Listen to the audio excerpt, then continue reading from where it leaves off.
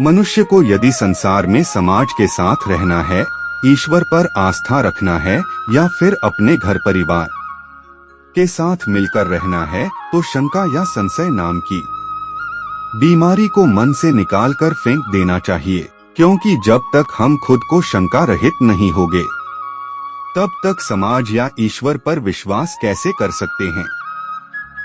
क्योंकि शंकालु व्यक्ति संसार में कहीं भी किसी भी जगह सुरक्षित महसूस नहीं कर सकता है। ऐसे प्रवृत्ति के व्यक्ति को जीवन भर हर जगह धोखा के अलावा कुछ भी हासिल नहीं होता है।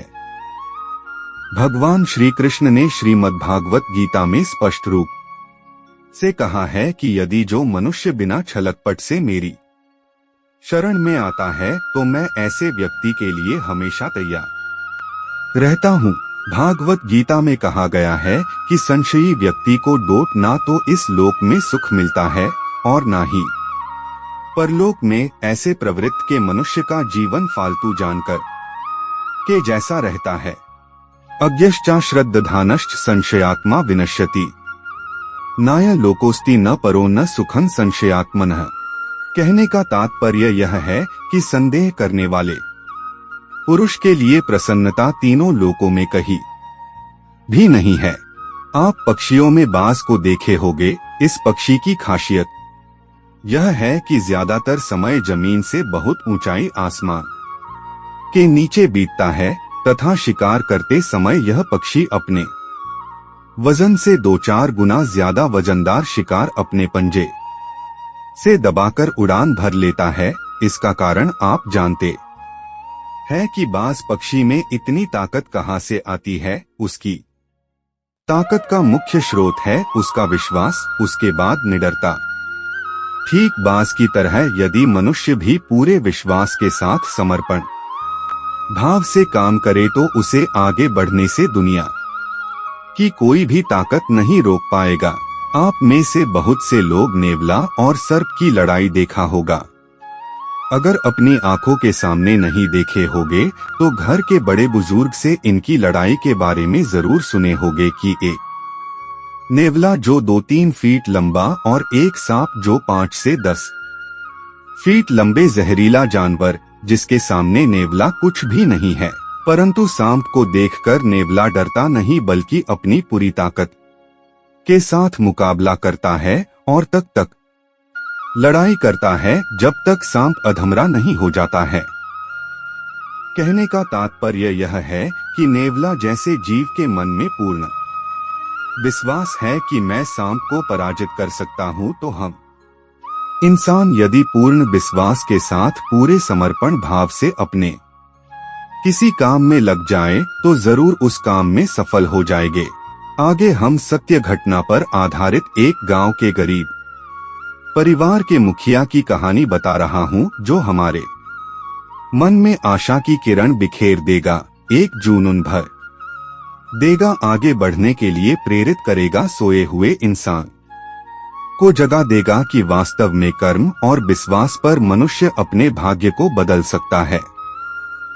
गरीब परिवार का मुखिया, जिसका नाम हरिनाथ था, वह अत्यंत गरीब था, इतना अधिक गरीब कि यदि किसी तरह दोपहर का भोजन मिल जाए तो शाम के लिए सोचना पड़ता था। ऊपर से पास पड़ोस वाले अलग से परेशान करते थे। हरिनाथ के परिवार में कुल 4 सदस्य, हरिनाथ, उनकी पत्नी उर्मिला और एक बड़ी लड़की तथा एक लड़का। वह अपने परिवार के भरण पोषण के लिए गांव से बाहर जाकर मजदूरी करता था। हरिनाथ आस्था में बहुत विश्वास रखता।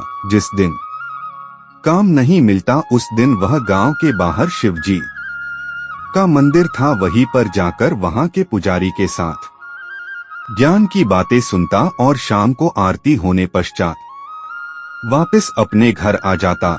खाली हाथ देखकर उसकी घरवाली बहुत उल्टी सीधी बातें कहती, परंतु हरिनाथ सब सुनकर कुछ उत्तर ही नहीं देते। इस तरह साल गुजर गए। 10-12 दिन काम करते, बाकी दिन मंदिर में गुजार देते। इस तरह कई वर्ष बीत गए। हरिनाथ के काम करने शक्ति भी धीरे धीरे कम होती जा रही। इधर घर पर बेटी भी शादी योग्य हो गई थी। घर पर जवान बेटी को देखकर उर्मिला को रोना आए, परंतु लाचार बेसहाय थी, कुछ कर भी नहीं सकती थी। घर की स्थिति को देखकर उर्मिला हमेशा उदास रहती, बार बार अपने किस्मत को कोसती। जवान बेटी को देखकर मन ही मन रो लेती, परंतु कुछ कहती नहीं। कभी तो ऐसी भी रात आई कि खुद बिना कुछ खाए सोना पड़ा। आखिर कितने समय तक यह सब चलता? सब्र की भी एक सीमा होती है। घर में शादी योग्य बेटी और दूसरा बेरोजगार पति, यह सब देखकर वह दुर्बल होती जा रही। अपने पत्नी की ऐसी स्थिति देखकर हरिनाथ भी निराश होने लगा, परंतु ईश्वर पर पूर्ण विश्वास था कि एक न एक दिन ऊपर वाला जरूर मेरी झोपड़ी पर ध्यान देगा।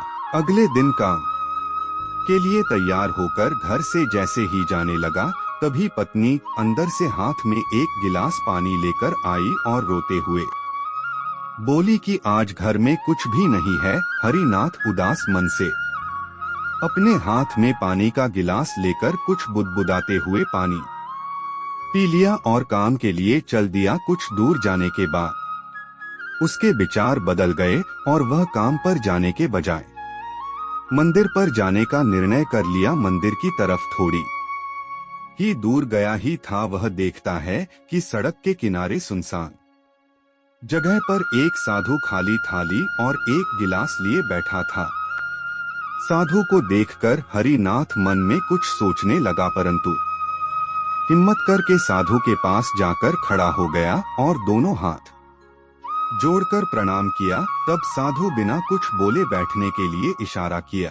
हरिनाथ साधु के समीप आकर डरते हुए बैठकर इधर उधर देखने लगा कि शायद उससे साधु कुछ मांग न ले। कुछ देर हरिनाथ साधु को देखता रह गया, परंतु अंदर से बहुत डर रहा। कुछ क्षण बाद धीरे स्वर से महात्मा ने अपने आप कुछ कहा और सामने रखी थाली को उठाकर गरीब हरिनाथ को देते हुए कहा कि यह थाली अपने घर ले जाओ और इसमें जो भी सामान रखोगे वह सोना हो जाएगा।